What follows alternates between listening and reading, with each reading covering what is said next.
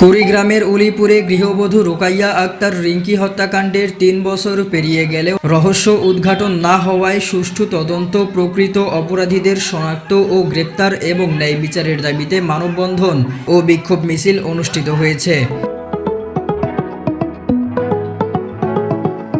পৌর শহরের গবামোড়ে নিহতের স্বজন ও এলাকাবাসীর উদ্যোগে আয়োজিত মানববন্ধনে পরিবারের সদস্যরা দীর্ঘদিনেও মামলার তদন্তে দৃশ্যমান অগ্রগতি না হওয়ার ক্ষোভ প্রকাশ করেন। তারা দ্রুত ও নিরপেক্ষ তদন্তের মাধ্যমে রিঙ্কি হত্যাকাণ্ডের প্রকৃত ঘটনা উদ্ঘাটনের দাবি জানান।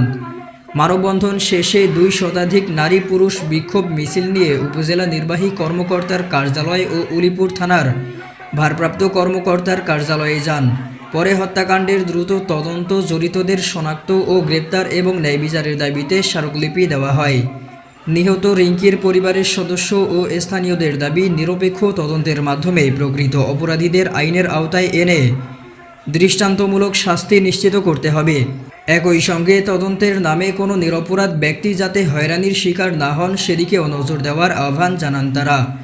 ৩ বছর ধরে ঝুলে থাকা এই হত্যাকাণ্ডের রহস্য দ্রুত উদ্ঘাটন করে রিঙ্কির পরিবারকে ন্যায় বিচার দেওয়ার দাবি জানিয়েছেন স্বজন ও এলাকাবাসী।